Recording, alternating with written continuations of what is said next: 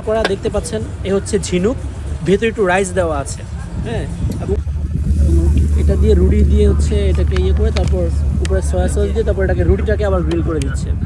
এটা একটা জিলাপি, ওকে ট্রাই করে দেখি। Thank you. এটা জিলাপি গ্রাউন্ড মিট দিয়ে রুটিটা বানাচ্ছে, মানে রুটির ভিতরে হচ্ছে মাংস থাকবে। এভাবে মাছের চামড়াটা এক সেকেন্ডের মধ্যে বেসিক্যালি এখান থেকে আপনারা আইডিয়া পাবেন যে তুরস্কের স্ট্রিট ফুডগুলো কীরকম, কী ধরনের আপনারা এক্সপেক্ট করতে পারেন। আচ্ছা, এটা হচ্ছে, এগুলো হচ্ছে ঝিনুক, এটা হচ্ছে বড় সাইজের, এটার দাম হচ্ছে 10 লিরা, মানে 41 টাকা। এটার দাম হচ্ছে 5 লিরা, এটার দাম হচ্ছে 5 লিরা, মানে একটু বড়টা খাবো।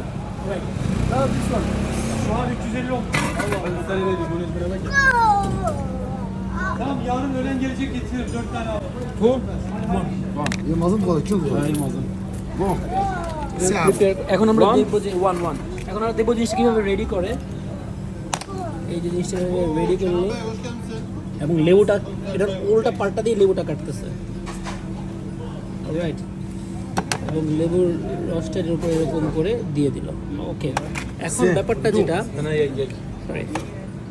ব্যাপারটা যেটা এটা কিন্তু পুরাটা হচ্ছে মাসালটা না, মাসালটা আছে ভেতরে, সাথে কিন্তু এখানে রাইস দেওয়া আছে, কিছু ভাত দেওয়া আছে, হ্যাঁ, পুরোটা মিলে হচ্ছে এটা হচ্ছে একটু ভাত দেওয়া আর এই যে মাসালটা দেওয়া, যে মাসালটা দেখতে পাচ্ছেন, এই যে এটা হচ্ছে মাসালটা, পুরোটা এখন আমি খাবো। একটু রয়ে গেছে এখানে,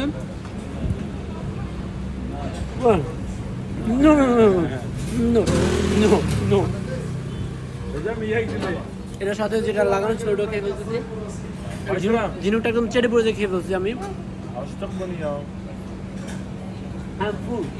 আর এটা যেমনটা দেখলেন আপনারা যদি কেউ মনে করে থাকেন যেটা আমি হারাম খাবার খাইছি, এটা একদমই হারাম না।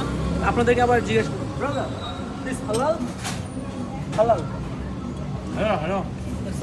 এটা সেও বলতেছে এটা হালাল। এটা একটা মুসলিম রেস্টুরেন্ট, এগুলো সব হচ্ছে হালাল, এবং তুরস্কে এটা খুবই কমন এই ঝিনুকটা প্রসেস করা, যে ঝিনুকটা। হ্যাঁ, ফিনিশ, ওকে ওকে ব্রো। এখন হচ্ছে ও স্কুইজটা করতেছে যে জিনিসটা, এবং দেখতে হচ্ছে খুব সিম্পল, এক স্কুইজের বেশি করে না, এক স্কুইজের জিনিসটা শেষ করে ফেলে। এবং আমি সাইডে দাঁড়ায় আছি না, এখান থেকে জুস ছিটকে আমার গায়ে আসছে লিটারেলি।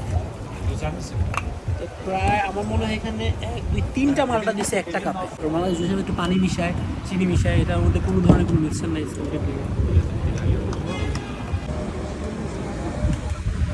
এটা হচ্ছে গালাতা টাওয়ার, দেখতে পাচ্ছেন কত অসংখ্য মানুষ এখানে। আমিও তাদের মতো এসেছি গালাতা টাওয়ার দেখতে। আমার পিছনে এখন যেটা দেখতে পাচ্ছেন এটা হচ্ছে গালাতা টাওয়ার, এটা তুরস্কের ইস্তাম্বুলের খুবই বিখ্যাত একটা হিস্টোরিক।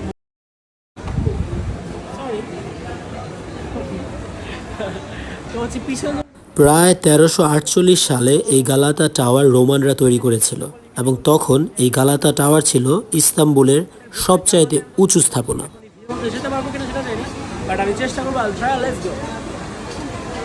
বেসিক্যালি এই টাওয়ারটাকে একটা ওয়াচ টাওয়ার হিসেবে ব্যবহার করা হতো।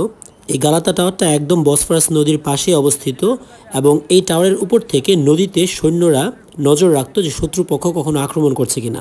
এই টাওয়ার নিয়ে রোমানদের মধ্যে একটা মিথ প্রচলিত ছিল, সেটা হচ্ছে কোনো নারী এবং পুরুষ যদি অবিবাহিত অবস্থায় এই গালাতা টাওয়ারে আসে তাহলে অবশ্যই তাদের বিয়ে হয়ে যাবে।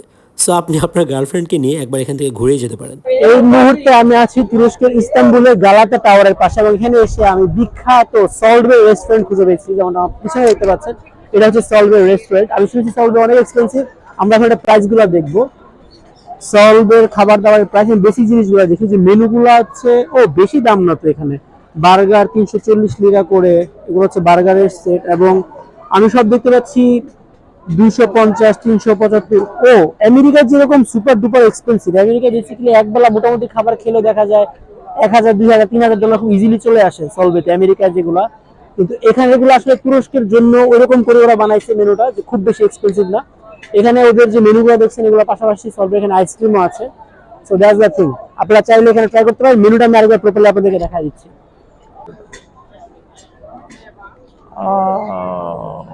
রাইট, ওকে।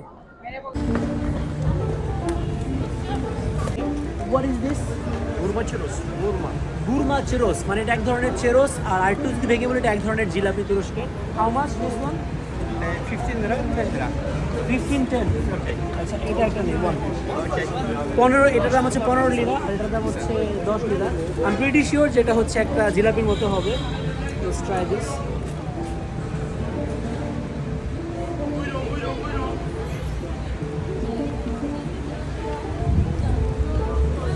আমি একদম দেখি বোঝা যাচ্ছে এটা একটা জিলাপি।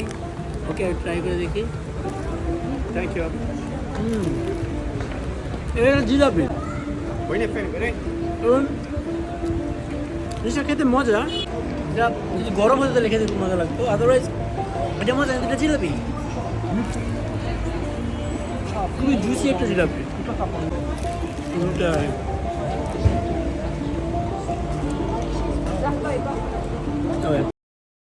গালাতা টাওয়ারের একদম ঠিক পাশেই ইস্তাম্বুলের বিখ্যাত বসফরাস নদীর সাজানো গোছানো একটা তীর আছে। আমরা হাঁটতে হাঁটতে সেখানে চলে এসেছি এবং দেখতেই পাচ্ছেন জায়গাটা অসম্ভব রকমের সুন্দর। বসফরাস নদীর সবচাইতে ইন্টারেস্টিং বিষয় হচ্ছে নদীর এক পারে ইউরোপ, আরেক পাশে এশিয়া। এখানে দেখতে পাচ্ছেন অসংখ্য মানুষ ব্রিজের উপরে দাঁড়িয়ে বসফরাস নদী থেকে বড়শি দিয়ে মাছ ধরছে। অ্যামেজিং না ব্যাপারটা?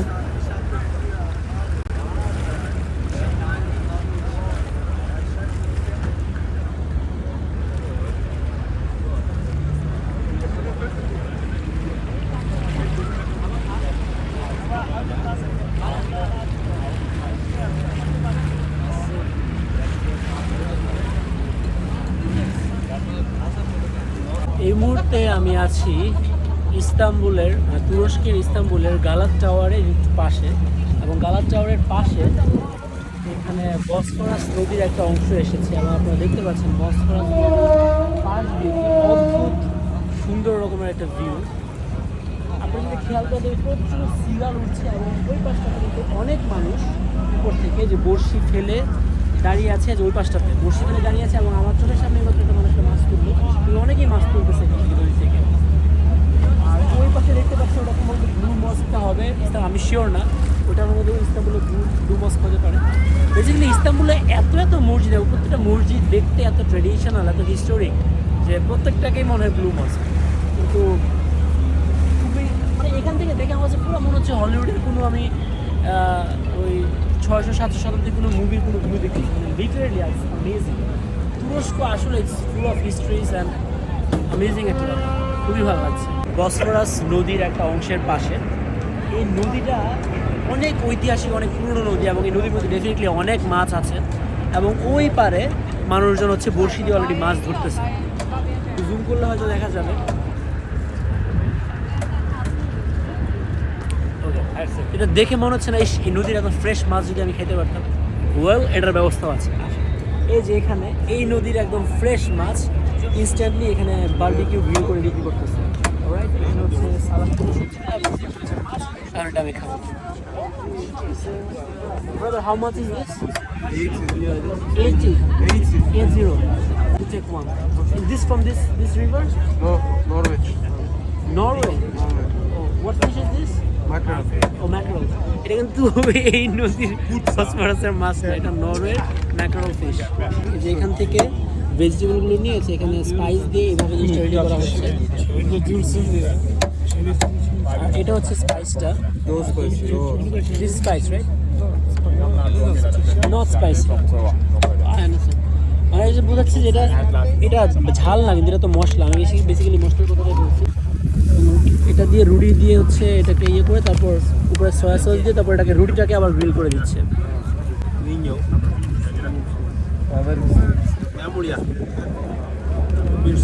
Meia de mundo rua. Eu vou pegar grau.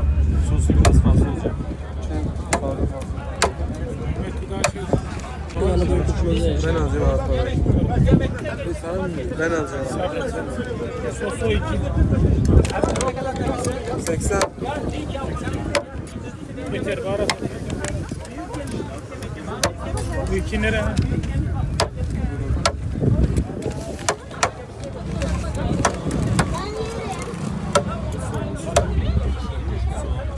Kaç tane yapacak Siz চামড়াটা তুলতেছে মাছের। 5 tane var. On the spot রান্না করতে করতে চামড়াটা তুললো, তারপর ওখানটাকে কেটে ফেলতেছে মাঝখান থেকে। Abi কাটাগুলো কিন্তু অলমোস্ট সবগুলো বের করে দিচ্ছে। কাটার ও ওটা prepare করে।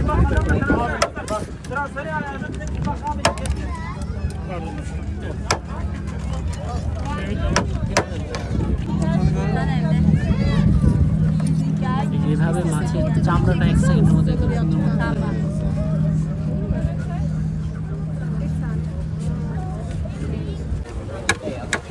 এই যে এটা হচ্ছে একটা 200 লিরার নোট।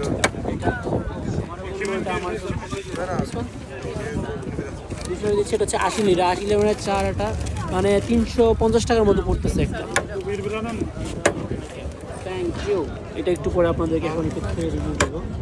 এই যে দেখতে পাচ্ছেন ভেতরে মাছগুলো, আর বেসিক্যালি যে রুটিটা এটাতেও সয়া সস দিয়ে একটু পরে মশলা দিয়ে তারপর গ্রিল করেছে। আচ্ছা, এই যে রুটিটাকে যে ওরা গ্রিল করেছে ভেতরে একটু দেখাই আপনাদেরকে। এই যে ভেতরে এই যে মাছটা দেখতে পাচ্ছি, ওকে অল্প একটু করে মাছটা খেয়ে দেখাই। মাছটা খেতে মাছের মতো, অন্যরকম কিছুই না। রুটিটা গ্রিল করেছে ওটাকে, মাছটা কেন জানি ঠান্ডা লাগবে, কিন্তু আমার চোখের সামনে গ্রিল করে তারপর মাছটা ঠান্ডা লাগতেছে।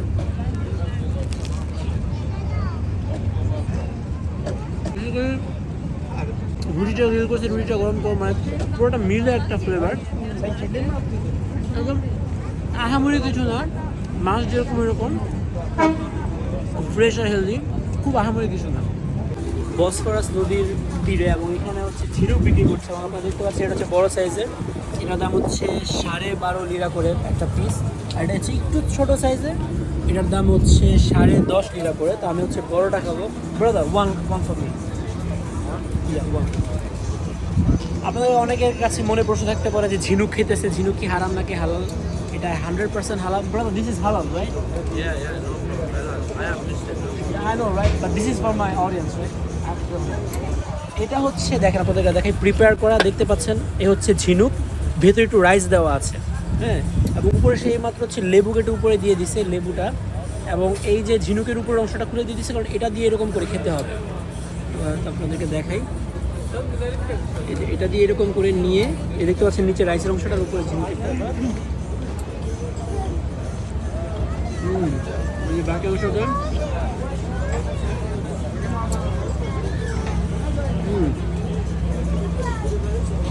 একদম অন্যরকম একটা টেস্ট। আপনারা তুরস্কে আসলে এটা অবশ্যই একটা মাস্ট ট্রাই, এটা ট্রাই করে দেবেন। এটা একদমই তুরস্কের একটা স্থানীয় স্ট্রিট ফুডের মতো। এটা হচ্ছে আইস ড্রিঙ্ক, এটা 3টা মিক্স করে নিচ্ছি আমরা, যেটা দেখতে এত জোস লাগতেছে। উপরেটা হচ্ছে যেটা লাল কালার, এটা হচ্ছে ওয়াটারমেলন তরমুজ, আর নিচেরটা যেটা নীল রঙের এটা হচ্ছে ব্লুবেরি। বেসিক্যালি এটা মানে অরিজিনাল ফল এটার মধ্যে নাই, কিন্তু কালার এবং এর মধ্যে ফ্লেভার দেওয়া আছে, দেখতে খুব সুন্দর লাগতেছে। ওটার দাম হচ্ছে 50 টাকা। Thank you. খেতে আমার হয়েছিল কিন্তু ইন্টারেস্টিং। এই যে এখানে ওরা গ্রাউন্ড মিট দিয়ে রুটিটা বানাচ্ছে, মানে রুটির ভিতরে হচ্ছে মাংস থাকবে। এখান থেকে এরকম রুটিগুলো হবে, দেখতে পাচ্ছেন। এই আন্টি বানাচ্ছে এই যে রুটিটা, এখানে চিজ দিচ্ছে, চিজটা পরে এখানে ঢেকে ফেলতেছে এবং তারপর এই যে তাওয়াতে দিয়ে দিই, তারপর এটা এরকম হয়ে যাবে।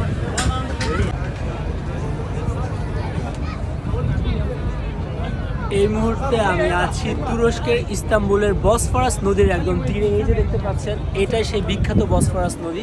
বসফরাস নদীর একবারে হচ্ছে এশিয়ান তুরস্ক, আরেক পারে হচ্ছে ইউরোপিয়ান তুরস্ক, যেটা পৃথিবীর মধ্যে একমাত্র ইউনিক একটা প্লেস। আর এই যে ব্রিজটা দেখতে পাচ্ছেন, এই ব্রিজটা হচ্ছে এশিয়ান তুরস্ক এবং ইউরোপিয়ান তুরস্ককে কানেক্ট করেছে, এবং এই কারণে এখানে এত মানুষ, পৃথিবীর বিভিন্ন দেশ থেকে বিভিন্ন রেসে বিভিন্ন ন্যাশনালিটির মানুষ এখানে এসেছে just to see this place.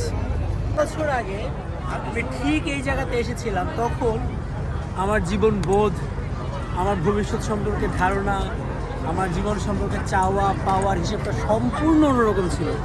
আজকে 2 বছর পরে ঠিক ওই জায়গাতে আমি দাঁড়ানো, ট্রাস্ট মি, আমার জীবন বোধ, জীবন সম্পর্কে ধারণা, চাওয়া পাওয়া সম্পূর্ণ অন্যদিকে। সো আমি আপনাদেরকে এটা বলতে পারি যে জীবনে আপনি অবশ্যই প্ল্যান করবেন, প্রেডিক্ট করবেন যে ফিউচারে কী হতে পারে, কিন্তু আপনি সবসময় এটা মাথায় রাখবেন যে আপনার উপরে যিনি আছে উপরওয়ালা, সে যে মাস্টার প্ল্যান করে রাখছে, you can not go beyond that.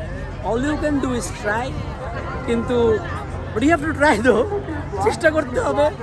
এবং মাস্টার প্ল্যান যে উপরে করে রাখছে এটা আসলে ডেফিনেটলি হয়তো বেশ কিছু আমি যাই না, আমি এখন লাইফের ওই জায়গায় যাই নাই যে বেশ কিছু বলবো, বাট মাস্টার প্ল্যানের বাইরে আসলে যাওয়ার কোনো way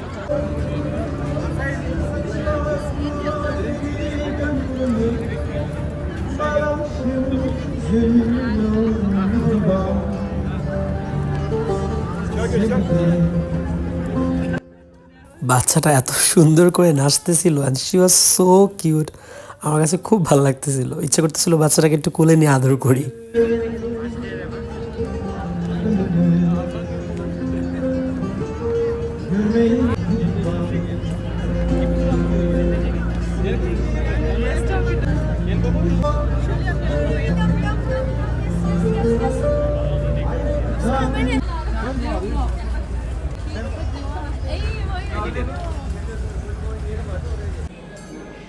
সারাদিন ঘোরাঘুরি করতে করতে রাত হয়ে গেল। এখন ডিনার করার জন্য একটা রেস্টুরেন্টে এসেছি। এখন যে ডিনার আবার ভিডিও করবো সেই এনার্জি একদমই নাই। সো আজকের ভিডিওটা এখানেই শেষ করছি। আল্লাহ হাফেজ।